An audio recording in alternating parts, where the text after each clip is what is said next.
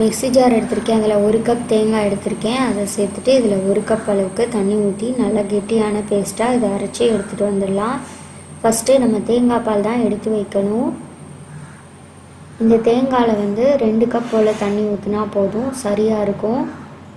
இப்போ இதை நல்லா வடிகட்டிடணும்.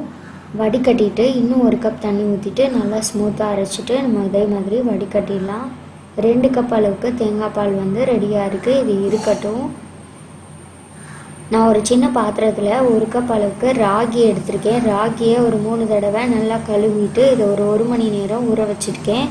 ஒரு 1 மணி நேரம் ஊற வச்சா போதும். இப்போ இதை நல்லா நைஸாக நம்ம அரைக்கணும். ஒரு மிக்ஸி ஜாரில் சேர்த்துட்டு இதில் கொஞ்சமாக தண்ணி ஊற்றி நல்ல ஸ்மூத்தான பேஸ்ட்டாக இதை அரைச்சிட்டு ஒரு நான்ஸ்டிக் கடாயில் இதை வடிகட்டிடணும். இதில் ஒரு 4 கப் அளவுக்கு தண்ணி சேர்த்து நம்ம அரைக்கணும். நான் சின்ன ஸ்டீல் கப்பில் தான் எல்லா பொருளும் கரெக்டாக அளந்திருக்கேன். இப்போ ஒரு 4 கப் தண்ணி ஊற்றுனீங்கன்னா இருக்கட்டும்.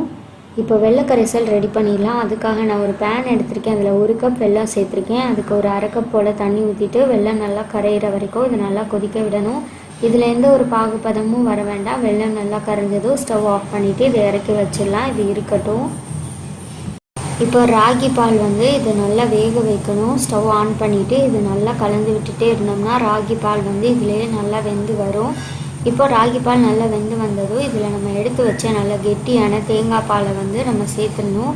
தேங்காய் பால் ஊற்றிட்டு நல்லா கலந்து விட்டுட்டே இருந்தோம்னா நமக்கு நல்ல அல்வா பதத்தில் நல்லா சுருண்டு வரும். இப்போ இதில் 1 பிஞ்சு போல் உப்பு மட்டும் சேர்த்துட்டு நல்லா கலந்துடலாம்.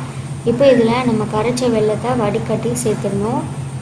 வெல்லத்தை சேர்த்து விடாமல் கலந்து விட்டுட்டே இருக்கணும். ஒரு 10லேருந்து 15 நிமிஷம் போல் ஆகும். இது நல்லா கடாயில் ஒட்டாமல் திரண்டு வர்றதுக்கு. இதில் உங்களுக்கு வாசனைக்கு ஏலக்காய் பொடி வேணாலும் சேர்க்கலாம். நான் ஏலக்காய் பொடி எதுவும் சேர்க்கலை.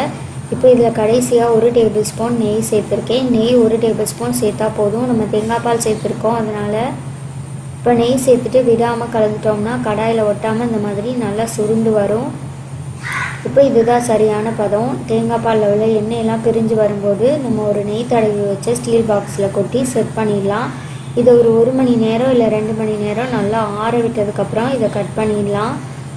இப்போ ஒரு 1 மணி நேரம் நல்லா ஆறி இருக்கு. ஆறினதுக்கப்புறம் கத்தி வச்சு கட் பண்ணிங்கன்னா நமக்கு சூப்பரான டேஸ்ட்டில் ராகி அல்வா ரெடி ஆகிட்டு நம்ம தேங்காய் பால் ஃப்ளேவரோட சாப்பிட்றதுக்கு ரொம்பவே நல்லா இருக்கும்.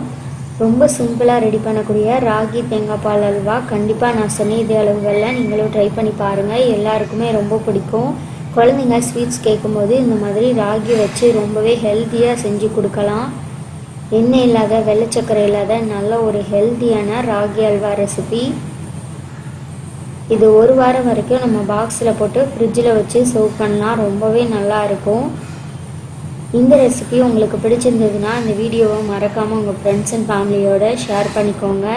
நான் எந்த அளவுக்கு கையில் ஒட்டாமல் சாஃப்டாக வந்திருக்குன்னு காட்டியிருக்கேன். நல்லா சாஃப்டாக இருக்கும். கையில் கொஞ்சம் கூட ஒட்டாது. நமக்கு ஜெல்லி மாதிரி சூப்பராக வந்திருக்கு.